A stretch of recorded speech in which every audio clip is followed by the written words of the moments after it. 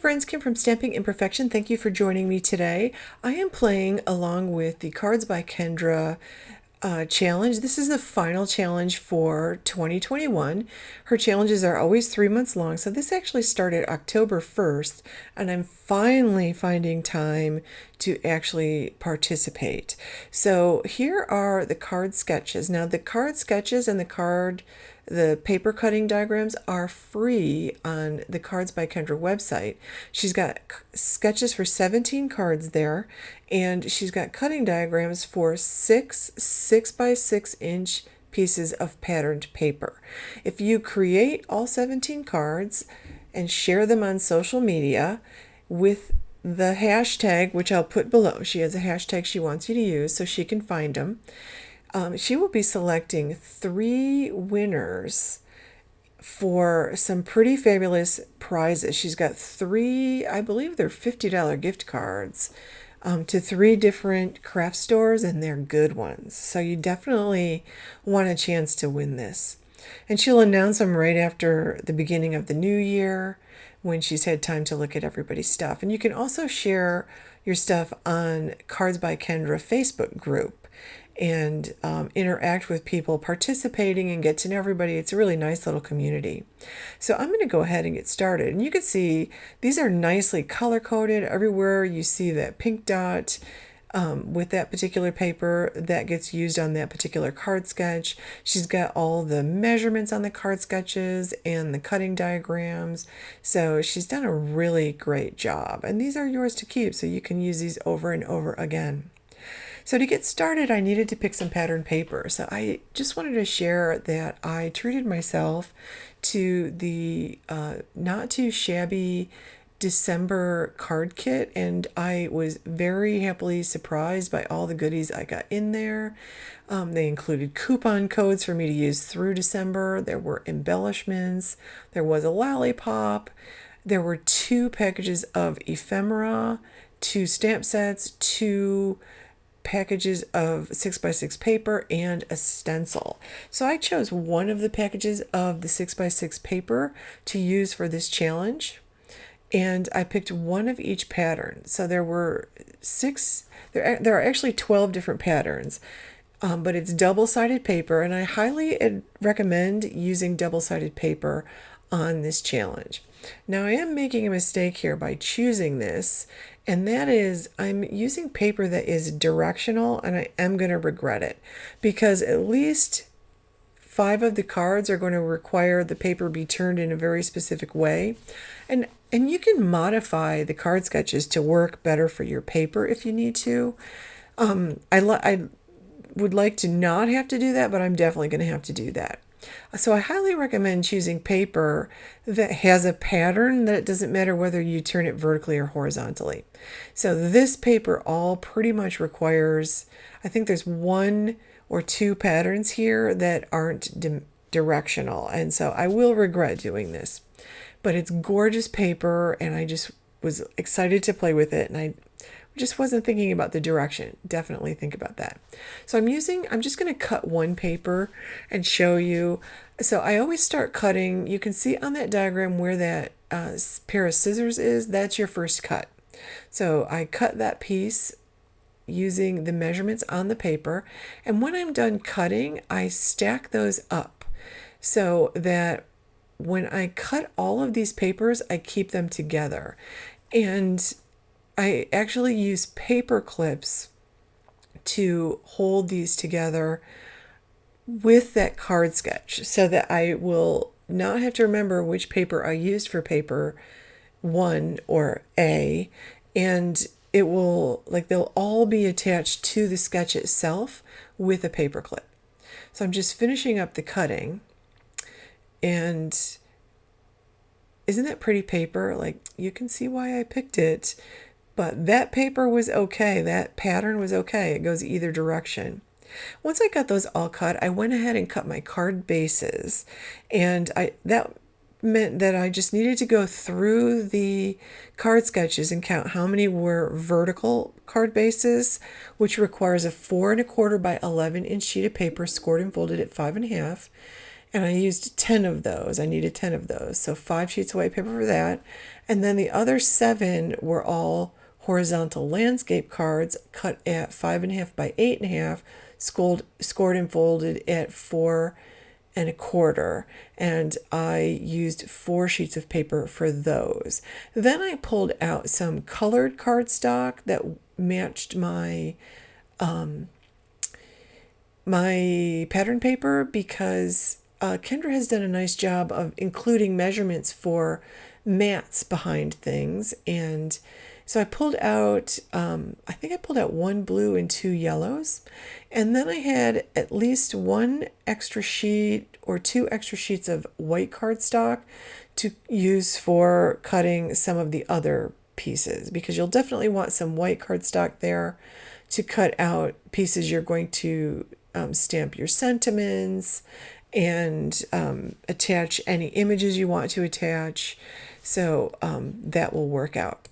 So once I got all the papers prepared and the pattern papers were cut, the card bases were cut, I had the extra sheets. Always keep your ruler next to you, because you do want to check every paper that you pull out. You want to check that the measurements match the measurements on your sketch, or you're going to end up not having the correct papers later on.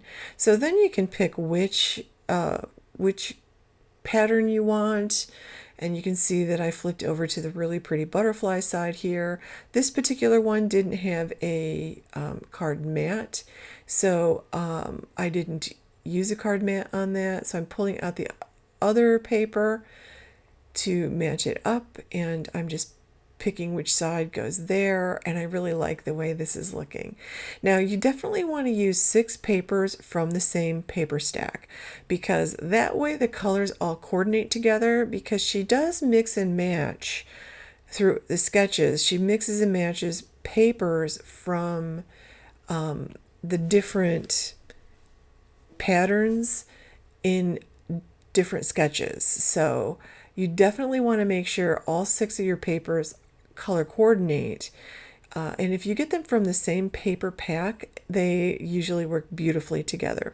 So I'm just cutting down the matte and the white cardstock I need to go on that top piece shown in the diagram there. And as I'm putting it together, I'm realizing that's covering up an awful lot of that beautiful paper.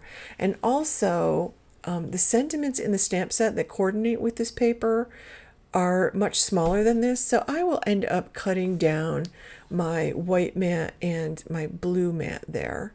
But I'm pulling out my sentiment. I'm going to go ahead and stamp the sentiment. Once I get that done, I can go ahead and attach all the pieces together. And it's like, I actually find it kind of fun to take someone else's card sketches and modify them to fit the materials I'm working with, and to make it my own, because I really like, I don't look to just follow sketches perfectly, because I always feel like I'm using somebody else's recipe. But sometimes, you know, when you're low on inspiration, sketches are perfect. They're just what you need to get inspired, to start getting creative, and a sketch will be your starting point. And you're picking the materials, you're doing the stamping, you're doing the building. So here I modified it by making that piece smaller right there. And then you get to pick the ephemera bit you want. Now you can of course stamp and die cut your own ephemera pieces. I'm just using these particular ones because they came in the kit. Like, the kit just perfectly timed itself. And my plan was to actually use these in scrapbook layouts, but like, they look so pretty on the card. So I finally picked out the piece of ephemera I wanted, and I did pop it up on some foam tape and added it right where the sketch said it should go. But again, depending on your ephemera, you might want to move it to a different part of the card or a different corner of your sentiment. And that completes that card. So I did go through and I completed all my cards, and now I want to share them with you. And you'll see how some really didn't work. And you'll see how I modified a couple to work with the sentiments and the ephemera and stuff that I was using. So I really loved this card kit, by the way, so not too shabby. I really liked it.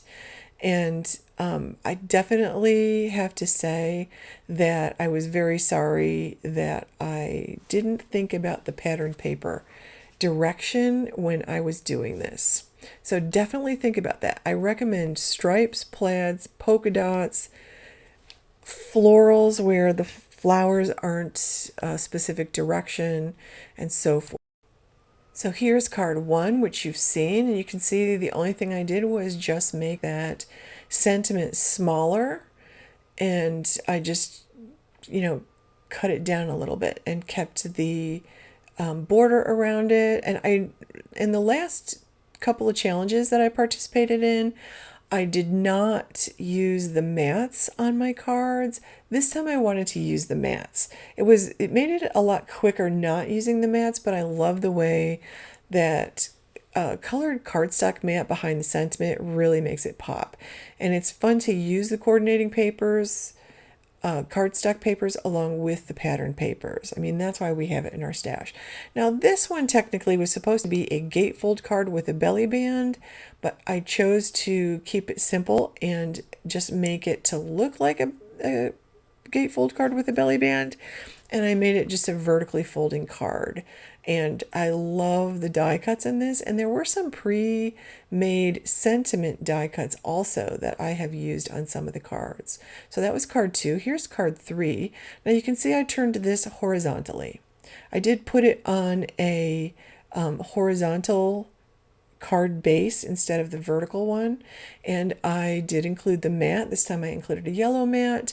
I added the sending birthday wishes and the piece of ephemera, and I will go back and add those 3 dots. Like I'll pull out some enamel dots or some crown jewel gems and include those. I haven't put any embellishments on this. This is one of those projects where you want to turn the TV on. It's going to take you an afternoon to create all these cards. So this was one where the pattern paper really lent itself perfectly to this diagram, but since it already had a cute scene on it, I left all the top stuff off. So I modified card 4, card 5, you see that turned out beautifully. Card 6, I'm not feeling this one. I modified it by adding, I just didn't love these strips of paper, and it was all because of the paper that I selected. Like there wasn't enough pattern on a 1/2 inch strip with the bits that actually got cut out there. So I modified that a little. Not sure I'll send that one. This one I love. Absolutely love this one. I wasn't sure about putting all this pattern together, but I actually really like it because one has a dark background, one has a light background. I really like the contrast. This one I did modify. I did not put the top piece of paper on it because the 2 patterns didn't work for me. No matter which side I used, I couldn't get 2 pieces that I liked together. So I took one of the ephemera pieces and put it on top, and I like the way that came out. Then not loving this piece, this card, just because one of the card pieces is going sideways when it really needed to be placed vertically. I love the sketch though. I thought that was a fun card sketch, so I probably won't use that one either. And this one I loved. I thought this was really pretty. This paper is gorgeous. This one I modified. You can see my paper needed to be vertical, and I like the paper, so I put it vertically and continued with the rest of the elements, and I'm okay with that one. It's not my favorite card, but it works. Then this one I added the balloon ephemera instead of the little round piece that she has in black there. And I think this one's really cute also. I think those pattern papers work well together just because they're the same colors. And I think that was really interesting. So I like it. It's okay. I'm good with that. And you can see that one of the things too is the pattern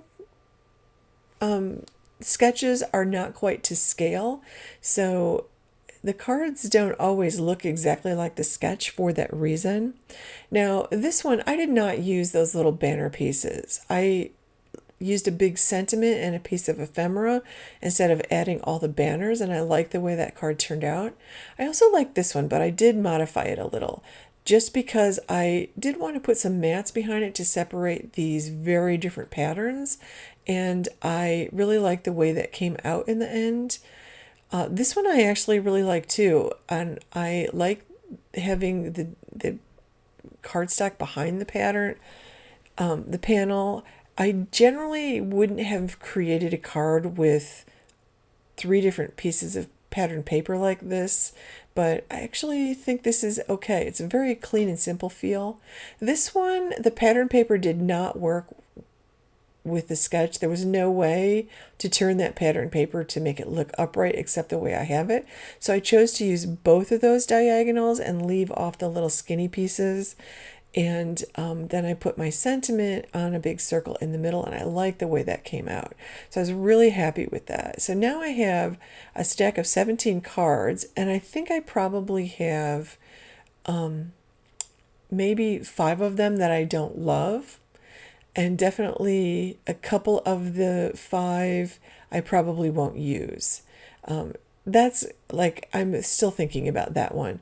Most of them are beautiful. The paper is so gorgeous, and I will do something to fix up the ones that I don't love, and use the pieces. Somehow they'll get used. They're not going to go to waste. So that is it. I want to share that with you. Now, if you participate in the challenge, you can share this on the Cards by Kendra Facebook group. You can share it on your own social media channels, on Instagram, on your own Facebook page, using the hashtag Cards by Kendra Challenge 4, I think. I'll put that below so you'll have the exact one. And for a chance to win one of 3 fantastic prizes. And friends, the prizes are really good. I'll put all of those details below, along with the link to the sketches and everything. Thank you so much for watching, and I can't wait to see what you create. Have a wonderful holiday, friends.